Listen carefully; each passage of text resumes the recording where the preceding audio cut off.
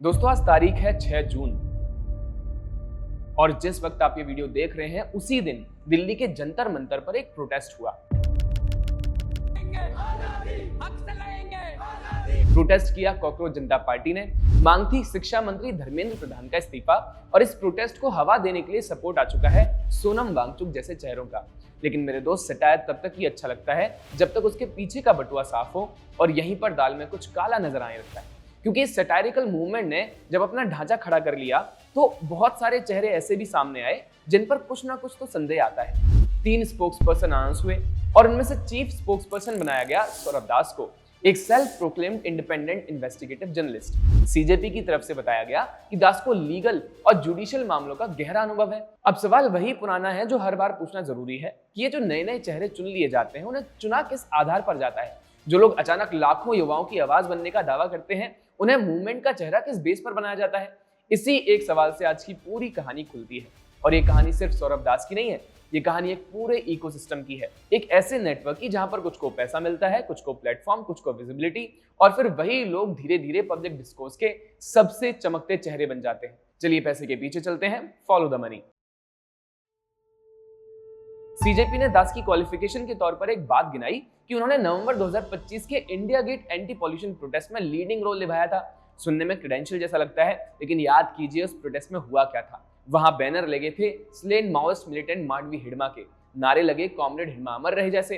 कई लोग गिरफ्तार हुए, नेशनल इंटीग्रेशन से जुड़ी धाराएं लगी और सौरभ दास ने उन्हीं प्रोटेस्टर्स का बचाव किया। नॉट ओनली दैट, सौरभ दास उमर खालिद जैसों का सिंपैथाइजर भी है। यही अचीवमेंट आज उनकी सीवी में सबसे ऊपर है।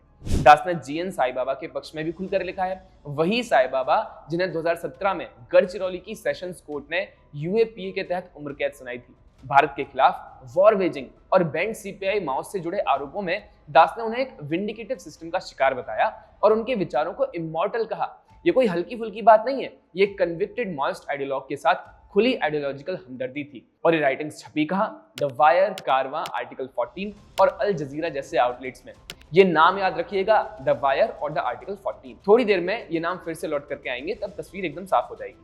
अब आता है वो कनेक्शन जो इस पूरे सिस्टम की पहली कड़ी है। सौरभ दास को साल 2024 में ठाकुर फैमिली फाउंडेशन यानी टीएफएफ से सिविल लिबर्टीज कैटेगरी में $8,070 का ग्रांट मिला था। ये बात फाउंडेशन के अपने रिकॉर्ड्स, ग्रांट डेटाबेसेस और खुद दास के 2021 के पब्लिक एक्नॉलेजमेंट में दर्ज है। यानी ये हमारा दावा नहीं है, ये कागज पर लिखा हुआ सच है। अब ग्रांट मिलना ये फैक्ट है। ये ग्रांट आधिकारिक रूप से पब्लिक हेल्थ रिपोर्टिंग के नाम पर बताया गया, ये भी फैक्ट है। लेकिन सवाल ये उठता है कि दास की प्रोफाइल से जुड़े जो भी पीसेस सामने आते हैं उनमें यूपी सरकार को निशाना बनाने वाले आर्टिकल्स और पेगासस स्पाईवेयर कंट्रोवर्सी पर आर्टिकल 14 का काम क्यों है? जिनका कन्वेंशनल पब्लिक हेल्थ रिपोर्टिंग से दूर दूर तक कोई वास्ता नहीं है, उन्हें पैसा क्यों मिला? पब्लिक हेल्थ के नाम पर पैसा और आउटपुट राजनीति, ये सवाल लाजमी है। तो आखिर ये ठाकुर फैमिली फाउंडेशन है क्या भला? इसका इतिहास क्या है और कैसे ये संस्था अपने फंडिंग चैनल से भारत के हितों को चोट पहुंचाती है? ये पूरी कुंडली खोलेंगे मेरे साथी यश ऑफ यू। शुक्रिया हर्ष। दोस्तों, इस पूरी कहानी का जो सेंटर है, जहां सारी तारें आकर जुड़ती हैं, वो है ठाकुर फैमिली फाउंडेशन। तो आइए एक एक परत उतारते हैं। TFF एक United states based 501c3 non profit है जो फ्लोरिडा के सेंट पीटर्सबर्ग में रजिस्टर्ड है। कागजों पर इसका मिशन बड़ा शरीफ है, पब्लिक हेल्थ और सिविल लिबर्टीज में काम करना, भारत में जर्नलिस्ट, लॉयर्स, एक्टिविस्ट और एनजीओस को ग्रांट्स देना। ऊपर से देखें तो एकदम साफ सुथरी फिलैंथ्रोपी लगती है, लेकिन वो कहते हैं ना, चेहरा नहीं चरित्र देखो, और चरित्र छुपा है इसके डायरेक्टर्स में। फाउंडर हैं दिनेश एस ठाकुर, को डायरेक्टर हैं प्रशांत रेड्डी थिवाकरप्पू और बाकी डायरेक्टर्स दिनेश कस्तूरिल, वेंकट स्वामीनाथन। अब इत्तेफाक देखिए, ये सब के सब किसी ना किसी रूप में रैनबैक्सी लेबोरेटरीज और बाद में ठाकुर की अपनी कंपनी साइफॉर्मेक्स कॉरपोरेशन से जुड़े रहे हैं। यानी ये कोई ब्रॉड खुला फिलैंथ्रोपिक नेटवर्क नहीं है, ये एक खास बैकग्राउंड से निकले लोगों का एक कंजेस्टेड दायरा है। और इस दायरे का इतिहास इंडियन फार्मा से सीधी टक्कर लेने का रहा है। एक एनजीओ की डायरेक्टर सब के सब एक ही फार्मा बैकग्राउंड से आए। ये इत्तेफाक है या इरादा? चोर की दाढ़ी में तिनका यहीं से दिखना शुरू होता है। अब फाउंडेशन की फाइनेंशियल्स पर आइए, क्योंकि यहाँ गणित गड़बड़ है। एक फाइलिंग ईयर के पब्लिक रिकॉर्ड्स के मुताबिक एसेट्स दिखाए गए लगभग $1,39,283, रेवेन्यू सिर्फ $23,820, लेकिन एक्सपेंसेस पहुंच गए $4,82,511 तक। जरा रुक कर सोचिए, जितनी कमाई दिखाई उससे 20 गुना ज्यादा खर्च। ये पैसा आखिर आया कहां से? हम ये नहीं कह रहे कि ये अपने आप में कोई जुर्म है। फाउंडेशंस कई तरीकों से फंड होती हैं, लेकिन जब डिक्लेयर्ड इनकम और एक्चुअल स्पेंडिंग में इतना बड़ा फासला हो तो एक सीधा साधा सवाल तो बनता है, वो असली फंडिंग सोर्स कौन है जो ट्रांसपेरेंट फाइलिंग्स में साफ नजर नहीं आता। धुआं इतना है तो आग कहीं ना कहीं तो होगी। तो अब असली किरदार को भी समझ लीजिए। दिनेश ठाकुर केमिकल इंजीनियर है। इन्होंने उस्मानिया यूनिवर्सिटी से बैचलर्स की, यूनिवर्सिटी ऑफ न्यू हैम्पशायर से मास्टर्स की। ठाकुर ने यूएस की pharma giant Bristol Myers Squibb में काम किया। फिर 2003 के आसपास रैनबैक्सी ज्वाइन की। वहां से इन्होंने 2005 में रिजाइन किया। फिर 2005 से 2007 तक क्या हुआ, ये कहाँ गए, किसी को नहीं पता। और फिर 2007 में यूएस एफडीए को रैनबैक्सी के खिलाफ कंप्लेंट दी। इसके बाद 8 साल लंबी लड़ाई चली और नतीजा ये रहा कि 2013 में रैनबैक्सी ने यूएस में फेलोनी चार्जेस पर गिल्टी प्लीड किया और $500 मिलियन का पेनल्टी भरा। और विसिल ब्लोअर रिवॉर्ड के तौर पर दिनेश ठाकुर को मिले पूरे $48.6 मिलियन, यानी करीब 400 करोड़ रुपए। अब यहाँ एक बात साफ है कि रैनबैक्सी दूध की धुली नहीं थी। कंपनी ने अदालत में खुद माना कि उसने ड्रग डेटा में गड़बड़ी की और मैन्युफैक्चरिंग के नियम तोड़े। लेकिन असली खेल यहाँ ये नहीं है। उस दौर को याद कीजिए। उस समय रैनबैक्सी जैसी इंडियन कंपनीज फाइजर की लिपिटोर जैसी ब्लॉकबस्टर दवाओं के पेटेंट को चुनौती दे रही थी और ठाकुर के पुराने मालिक ब्रिस्टल मायर्स स्क्विब इसी मैदान के सीधे कॉम्पिटिटर थे। रैनबैक्सी का कसूर अपनी जगह, लेकिन उसके साथ साथ एक और चीज बनी, एक नैरेटिव बना, इंडियन जेनरिक्स अनसेफ होते हैं। जबकि ठीक वैसे ही वायलेशंस पर वेस्टर्न कंपनीज के खिलाफ ना तो ना शोर मचा, ना वैसा कोई एक्शन हुआ। एक ही गुना पर सजा सिर्फ एक झंडे को। खैर, ठाकुर को $48.6 मिलियन मिलने के बाद 2018 में ठाकुर फैमिली फाउंडेशन की नींव पड़ी। फिर साल 2022 में प्रशांत रेड्डी के साथ दिनेश ठाकुर की एक किताब आई, the truth pill, the myth of drug regulation in India. और टाइमिंग तो देखिए, ये किताब ठीक उसी वक्त लॉन्च हुई जब गाम्बिया कफ सिरप डेथ्स की खबर का ग्लोबल साइकिल चरम पर था। आम के आम, गुठलियों के दाम। अब थोड़ा डेटा, ताकि पूरी तस्वीर समझ आए कि दांव कितना बड़ा है। भारत को यूं ही दुनिया की फार्मेसी ऑफ द वर्ल्ड नहीं कहते। दुनिया के जेनरिक एक्सपोर्ट्स का करीब 20% भारत से आता है। WHO की 2/3 वैक्सीन की सप्लाई भारत से होती है और 2030 तक इस इंडस्ट्री का टारगेट है $200 बिलियन का।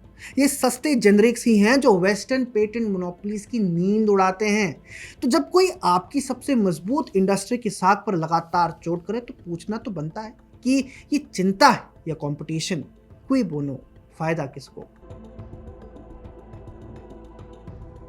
अब जोड़ते जाइए, गाम्बिया, इंडोनेशिया, इराक, हर जगह इंडियन कफ सिरप्स और दवाओं को निशाना बनाने वाले नैरेटिव्स उभरे।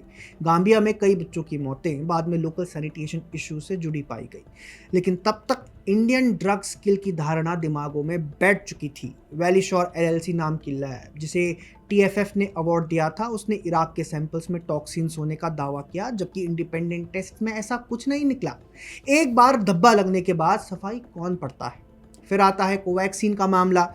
द वायर पर ऐसे आर्टिकल्स छपे जिनके खिलाफ भारत बायोटेक को 100 करोड़ का डिफेमेशन केस लड़ना पड़ा और तेलंगाना की अदालत ने द वायर को 14 आर्टिकल्स हटाने का आदेश दिया।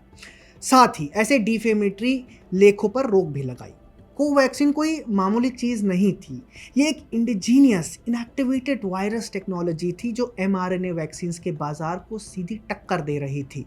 सिलसिला यही नहीं रुकता। आयुर्वेद और आयुष को निशाना बनाने वाले कंटेंट के लिए भी ग्रांट्स गए, जैसे कॉन्फ्लुएंस मीडिया को ऑल्टरनेटिव्स मेडिसिन पर एक डॉक्यूमेंट्री के लिए।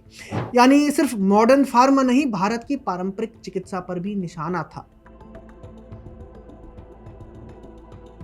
अब जरा रेसिपिएंट्स की लिस्ट देखिए, क्योंकि यहीं पूरा जाल खुलता है। और सबसे बड़ा पेंच है FCRA, यानी foreign contribution regulation act. Bharat में कोई भी नॉन प्रॉफिट मीडिया प्लेटफॉर्म बिना सरकारी इजाजत के फॉरेन डोनेशन सीधे नहीं ले सकता। अब इस कसौटी पर इन नामों को रखिए। ऑल्ट न्यूज़, जिसके पास FCRA लाइसेंस नहीं है, फिर भी इसकी former science editor doctor Sumaiya Shaikh को 2020-21 के बीच TFF से करीब $59,000 मिले। एक और जुड़ा नाम सरफरोज सतानी को करीब 4.43 लाख रुपीस, मिलाकर आंकड़ा करीब 50 लाख तक पहुंचता है। जब ये सामने आया तो ऑल्ट न्यूज़ के मोहम्मद जुबैर ने शेख को महज कंट्रीब्यूटर बता दिया, जबकि उनके अपने रिकॉर्ड्स उन्हें एडिटर बताते हैं। दाल में काला नहीं, अब तो पूरी की पूरी दाल ही काली दिखती है। द वायर, जिसे 2023 में इसी फाउंडेशन से करीब 54 लाख रुपीस मिलने की बात सामने आई। एक और वायर एसोसिएटेड नाम प्रियंका पुला को 2020-21 में करीब 21.3 लाख रुपए मिले। और ध्यान रहे, पुला वही है जिनका नाम भारत बायोटेक वाले डिफेमेशन केस में भी आया था। लिस्ट यही खत्म नहीं होती। कॉन्फ्लुएंस मीडिया, इसके डायरेक्टर खुद Prashant Reddy, scroll media, national law school, ADR जैसे इलेक्टोरल डेटा ऑर्गेनाइजेशंस और सौरव दास। हर नोट को खींचे तार उसी एक जगह जाकर जुड़ता है, TFF और दिनेश ठाकुर की फार्मा ग्रीवियंस तक। एक दो नाम होता तो हम भी कहते कि इत्तेफाक है, लेकिन जब एक ही फाउंडेशन से इतने सारे एंटी फार्मा, एंटी एस्टेब्लिशमेंट चेहरों को पैसा जाए तो ये इत्तेफाक नहीं, ये एक पैटर्न है। एक ही दिशा में बहते इतने सारे पैसों और नैरेटिव्स का जमावड़ा अपने आप में एक बड़ा सवाल खड़ा करता है, और यही सवाल आज हमारे सामने कॉकरोच जनता पार्टी के रूप में आया है। तो हर्ष अब वापस आकर आपको बताएंगे कि इस पूरे नेटवर्क का CJP से क्या कनेक्शन है। थैंक्स यश। दोस्तों, मुझे लगता है कि अब आपको ये पूरा खेल समझ आ गया होगा, कैसे एक पूरा फंडिंग नेटवर्क काम करता है, कैसे एक्टिविस्ट, जर्नलिस्ट और इंडिपेंडेंट वॉइसेस को किसी ना किसी कैंपेन को हवा देने के लिए तैयार किया जाता है। अब इसी समझ के साथ में वापस लौटते हैं अपनी शुरुआत पर, कॉकरोच जनता पार्टी पर। CJP की शुरुआत अभिजीत दीपके से हुई, वही दीपके जो पहले आम आदमी पार्टी के साथ जुड़े रहे, और उसने उठाए कौन से मुद्दे? नीट लीक्स, बेरोजगारी, एग्जाम में धांधली। अब ये मुद्दे और युवाओं का गुस्सा जायज है। परीक्षा पेपर लीक होना ये कोई बनावटी दर्द नहीं है। इस दर्द का मजाक उड़ाना हमारा मकसद कभी नहीं है, लेकिन सवाल मुद्दे का नहीं है दोस्तों, सवाल मेगाफोन का है। ये जो दर्द है, इसका मेगाफोन किसके हाथ में है और वो हाथ कहां से पैसा लेता है? CJP ने फॉरेन इन्फ्लुएंस से साफ इनकार कर दिया कि हमारे ऊपर कोई फॉरेन इन्फ्लुएंस नहीं है, लेकिन फिर इसने अपना चीफ स्पोक्सपर्सन ठीक उसी शख्स को चुना जिसका फॉरेन ग्रांट पब्लिक रिकॉर्ड में दर्ज है। एक तरफ हम पर कोई विदेशी असर नहीं है के दावे हैं, और दूसरी तरफ सबसे ऊंची कुर्सी पर एक डॉक्यूमेंटेड फॉरेन ग्रांट रिसिपेंट को बैठाया गया है। यही हिपोक्रेसी है, कुछ है जो छुपाया जा रहा है। ये जो डॉक्यूमेंट्स हमने आपके सामने रखे, ये प्राइमरी सोर्सेज हैं, कोर्ट रिकॉर्ड्स, फाउंडेशंस की अपनी वेबसाइट, पब्लिक ग्रांट्स डेटाबेसेस। हम कुछ गढ़ नहीं रहे, हम सिर्फ जोड़ रहे हैं। तो आखिरी बात ये है, और शायद से सबसे जरूरी बात भी यही है, कि सवाल ये नहीं है कि CJP की डिमांड सही है या गलत है। असली सवाल ये है कि इन प्रॉब्लम्स को चैनल करने वाले इकोसिस्टम का एजेंडा क्या है। क्योंकि जब फॉरेन फंडेड नेटवर्क्स किसी जेन्युइन ग्रीवेंस को एक खास डायरेक्शन में मोड़ने लगे, तो स्क्रूटनी कोई गुनाह नहीं बल्कि जिम्मेदारी बन जाती है। भारत की समस्याओं का हल भारत में ही है, बाहर के बटुओं में नहीं। आप सवाल पूछते रहिए, पैसे के पीछे चलते रहिए, क्योंकि जिस दिन हमने पूछना बंद कर दिया ना, उसी दिन ये खेल जीत जाएंगे। मिलते हैं अगली वीडियो में, तब तक सोचिए, समझिए और सवाल कीजिए। सब्सक्राइब करिए और जुड़े रहिए द पैम्फलेट के साथ। नमस्कार।